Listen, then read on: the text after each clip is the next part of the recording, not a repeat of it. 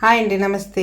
ఈరోజు మనం కాజు పన్నీర్ కర్రీ చేసుకుందాం. దానికి కావాల్సిన పదార్థములు పన్నీర్, పెరుగు, కాజు, ఆనియన్, బిర్యానీ ఆకు, జాపత్రి, చెక్క, లవంగ, ఇలాచి, ధనియాల పొడి, కారం, పసుపు, ఉప్పు, నిమ్మకాయ. ఇవి కావాల్సిన పదార్థాలు. తయారు చేసుకునే విధానం చూద్దామండి. ముందుగా స్టవ్ వెలిగించుకుందాం.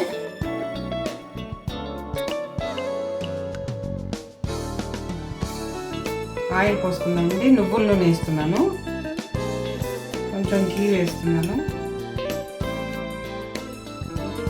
పన్నీరు శుభ్రంగా కడిగి ఇది డైసెస్గా ఇలా కట్ చేసుకున్నానండి. ఇది కొంచెం ఫ్రై చేసుకుందాం.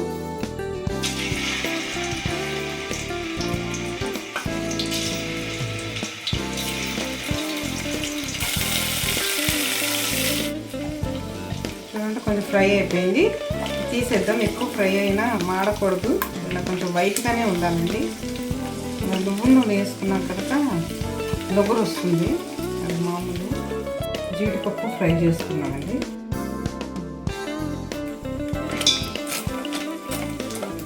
జీడిపప్పు తీసేద్దాం.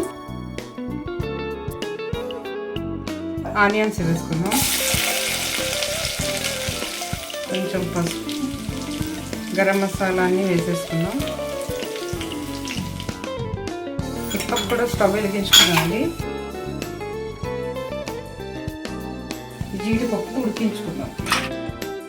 ఉడికిపోయిందండి. ఇది కాజు, ఇది పేస్ట్ చేసుకుని చల్లారాక పేస్ట్ చేసుకోవాలి. ఇది అల్లం వెల్లిపాయ వేసుకుందాం. పచ్చి వాసన పోయే వరకు అల్లం వెల్లిపాయ ఫ్రై చేసుకోవాలి. అలాగే పొళ్ళన్నీ వేసేసుకున్నామండి. ఫ్రై అయిపోయిందండి. పెరుగు వేసుకుందాం. పెరుగు వేసుకుని బాగా కలుపుకోవాలి. కాజు ఉడికించాం కదండి, పేస్ట్ వేసుకుందాం.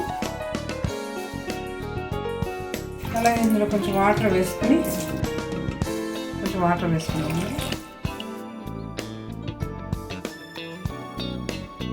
కొంచెం మూత పెట్టి మగ్గనిద్దాం. ఇప్పుడు మనము పన్నీరును కాజు ఫ్రై చేసాము కదా, ఇవి ఇందులో వేసేసుకుందాం. ఇది కొంచెం మగ్గనిద్దాం స్లోగా. ఎంతవరకు వచ్చిందో చూద్దామండి.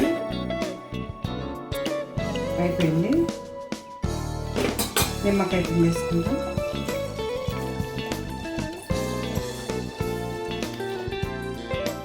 మనం సర్వ్ చేసుకోవడమే. చూసారు కదండి కాజు పన్నీర్ కర్రీ. మీరు కూడా ట్రై చేసి కామెంట్ సెక్షన్లో కామెంట్ పెట్టండి. మీకు నచ్చినట్లయితే please do like, share and subscribe. కొత్త రెసిపీతో మళ్ళీ కలుసుకుందాం. బాయ్ అండి.